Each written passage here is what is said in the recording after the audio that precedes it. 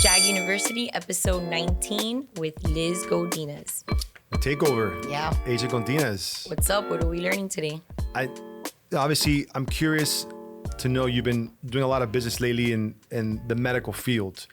So even me and I think it's important to kind of talk about the difference between a med spa and a day spa. Correct. You've taught me a little bit about that recently. Right. And what's the difference? Well, let me put you up on that game because I guess if you would ask a girl or a woman what it is, they might know a little bit more of the difference, but I wanted to get into this. The day spas are like where you go and relax, or you get a facial, you do your nails, you just do all these type of cosmetology services. A med spa is when there's like a medical director present. So you're doing Botox, you're doing fillers, you're doing a little bit more of the non-invasive medical procedures. Not so much, you're working with peels and facials with chemical peels, not so much just a relaxing type of day spa.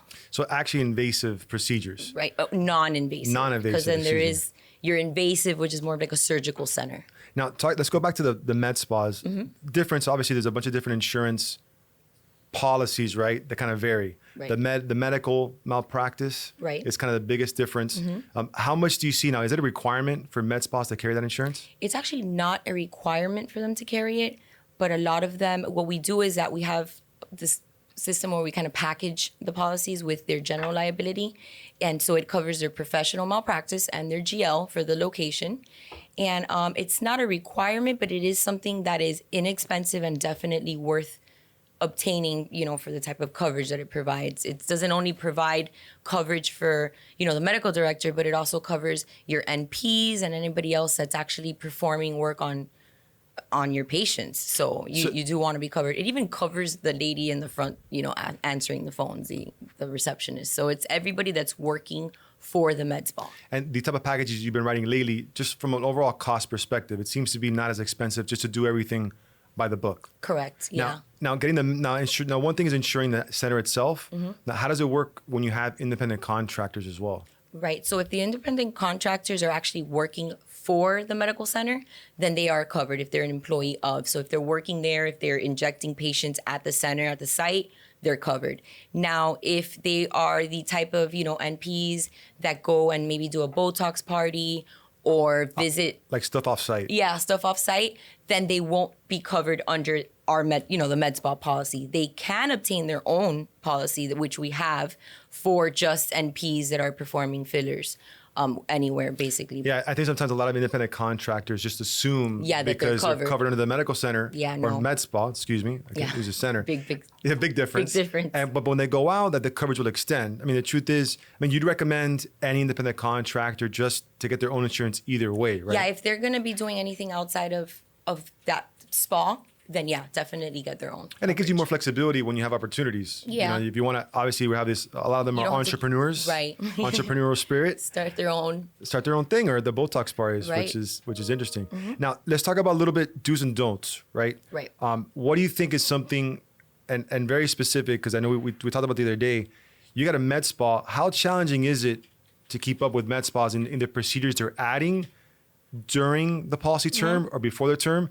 Like, is there a thing? Because I've seen sometimes websites have a bunch of services that may actually outsource, but it makes it seem, and I get it, websites are your, it's your advertising. That's how you're bringing in your clients, right? You want to be able to offer everything and not limit yourself to, just eyelashes or tattoo removal, etc. So what I see happening a lot with these centers is that they'll start off with just laser packages where, you become a member and you just get your laser done, and then they start adding Botox, and then they'll start adding chemical peels or fat cool sculpting, which is to burn the fat. So a lot of these centers aren't realizing that they need to let their insurance carriers know when they're adding these services, because at the beginning they're pricing you out just doing laser, and now you're getting into a little bit more of a complicated thing. Even worse. And not only what you're doing, but how much revenue you're producing from it. Yeah. And if you're putting these services on your site and you don't really do them, so if you're putting like lipo and your center's not really doing lipo, but you're outsourcing that, it looks bad to the underwriter. Like they're going to question that. They're going to think that that's part of your spa. So there's a fine line between marketing and advertising yourself and getting those customers, but doing it the right way where the carriers are not like raising red flags that you might be doing something more. Right. Of what you're really doing. And I think clearly defining what you outsource, Right. at least even internally, when you're talking to your insurance agent, make sure that we're kind of above board. Yeah. Because the most thing you don't want is to add a service or say you're doing a service after we've done the actual policy, and that's specifically excluded. And then that's not covered. And then, right. So much is that people buy insurance and everyone looks at everything, but so much has to be in what is not covered, right? The attention's in the and your in the details. exclusions, if it's excluding school sculpting, then know that that's going to be excluded. Don't offer that service, et cetera, or let us know so we can add it too. So I think even too from an insurance affordability thing, if you break down like what revenue you're doing per service, and that revenue is making your insurance policy cost double, you may want to pivot there, kind of remove that, right? Then really outsource that somewhere else. It's not really worth it. It's not. No. Is there anything that's a red flag as far as a med spa, like what you shouldn't do? Well, for med spas, definitely they don't want any type of invasive. So they don't want lipo, they don't want breast augmentation. They just want Botox, fillers, laser hair removal, cool sculpting, as I mentioned. Well, permanent makeup. Things that are very on the surface, not very invasive. That's mainly what they want. Now, when you start doing the more invasive procedures that they don't want, a lot of them too do what they fill the earlobe so that the hole is actually not as long because it rips over time. You wear earrings, they're heavy, etc. So they do that with fillers, but on the website they'll put like earlobe surgery or earlobe reconstructive surgery when it really isn't. Sounds like what they're doing, surgery. right, is just filling it with a filler. So it's very important to specify what it is that you're doing, because like if it was an earlobe surgery, then that's different. That's a surgical center. I'm not sure I understand. Oh, that was serious curious of what's going on. Here's something else I want to ask you too. Yeah. There's another exposure that happens too, as a lot of these spas are selling products or white labeling their products. Yes. Like, how does that fall into? That falls under the product liability, general liability. Like if you're selling, again, and I get it, it's a revenue stream, right? Liz Godinez makeup or shampoo. Well, we can add some of those products. If they sell products, it's not an issue. They're going to want to know what type of products they're selling, if they're FDA approved, etc. We do offer policies that will cover their products. I insure a company that produces products that they sell at the med spa. So, we have all those types of... You got everybody. We got it all. You got full covered. circle. That's what I like. So now, advice for you as a consumer. Right. Like obviously you visit your multiple clients, you visit the locations. Yes, I do like to visit them. And them specifically, them exclusively. Yeah. But let's talk about if you were to give advice to a consumer, right? That you're gonna go visit a day spa, and let's talk about med spa specifically.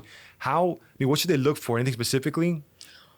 Well, in a med spa, you have a medical director, right, present. So you know that you're gonna get, what I look for is that there is a medical director, that there's a doctor, maybe, in charge, that it's not just a bunch of people I've never seen licensed, that type of thing. I make sure that they're licensed and insured. To me, it's important that they have insurance. So how comfortable are you asking that question?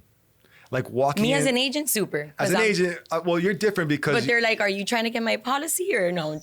But me as an agent, fine. But I know that might be something that people will kind of hold off on. People I think don't even want to ask like how much it costs. But should So you? And which is interesting. But shouldn't some? Again, this is I'm asking a question, right? Like, shouldn't someone feel comfortable asking if you're going to provide a service? Hey, who are you insured with currently? Can I see a copy of your certificate of insurance? I just feel like the owners might be a little bit hesitant because they feel like that person's out there to maybe just put a claim. Like, why do they care? That type of situation. Yeah, it's tough. I see how you can spin it. Unfortunately, that's why we pay a lot of insurance down here because of people are looking for that. But I just think it's if you're going to go and not sure, looking for a medical director is important. Make sure they're cleanliness. Did I say that right? No, you got it. Your cleanliness. That they're clean. I also like private rooms. That they have each room set up for like their specific procedures. So if it's a laser room, if it's a room for Botox fillers, they're using all types of chemicals. So that type of stuff. That they're all wearing the appropriate, stuff. Everything's labeled, that you see them opening the syringes in front of you, not just a sterile syringe, opening the packages, things like that. Last thing, as far as the insurance goes, now when the actual med spa owners are buying it, on new ventures, because that's kind of the biggest thing. These things, it's a growing field, right? Especially down here in South Florida where we live. People are, a little proactive as far as med spas are really hot down here. Their physical looks, right? It's Miami. It's Miami, and when I first started doing these med spas, I'm like, oh, okay, it's just a few, but I didn't realize how many med spas are in Miami. No, it's great. I mean, here Ventura. it's always beach weather down here. Yeah, except for like 2 weeks. Of course, and the laser hair removal is a super popular item for men and women. You know. Right. Well, back to that, the new venture. What's kind of the tip for a business owner when you're opening up the med spa, right? Insurance costs. It's kind of one of those things that are incorporated, but the last thing to ask. And sometimes they might say, hey, look, I'm not buying the med mal right now. Maybe you want to go just general liability, premise liability only. Is there any tips or strategies? Like, should they maybe be more conservative in terms of their sales payroll? Well, when I have a new venture, honestly, like the premium that these packages cost, I have not had one tell me that they do not want to purchase a malpractice. I know it's the first year, but it's something so important. I think out of all of them, the med mal might be the most important, obviously. Sure. And I think the GL for the space, they're all pretty much minimum premiums when it's a new venture. And I would say probably around, if it's like $500K and under in annual gross receipts, you're hitting minimum premium. So they're really inexpensive. You should have the med mal, you should have the GL, and the workers' comp if you're gonna have, over the 3 employees. It's very inexpensive as well. Yeah, I'll argue, especially with again, I'm very empathetic when new business owners, everything's about cash flow and expenses going on. But I tell you, I think businesses that are just starting are even more vulnerable. Correct. Like one lawsuit could basically derail everything that's going. Yeah, it's not like we've mentioned in the past when we talk about property insurance. It's not like just replacing, a machine or a laser machine that you can replace that. When somebody's suing you, they're suing you for thousands and hundreds of thousands of dollars. Right. And if somebody gets burned with these machines, these aren't like, you're not going to go get your hair blown out. This is a laser machine. These are injectables. They're in your face. It's important, I think, to carry this coverage. As well as these packages include cyber, EPLI. We can add employment practice liability, for sexual harassment, molestation. That it's important, and they're very inexpensive. Yeah, those unknown losses is what I think you got to focus on as far as that's going to stop the train from kind of moving before it even gets going. Yeah. So I'd encourage all business owners, especially with your expertise in this specific package, like it's affordable, it's obtainable. It is. Don't cut corners there. Maybe something else, but not this on day one. No, cut corners on your the pamphlets you give out and your marketing if you want, but not there. Nice. Well, let's appreciate day spa, med spa. I mean, kind of the different landmines. Who should have insurance, who should don't, the do's and don'ts. I appreciate you. Next, we'll talk about surgical centers on our next university. On episode 20. We're going to stop counting up to 20. Yeah, we are. All right. Okay. Thanks, Liz.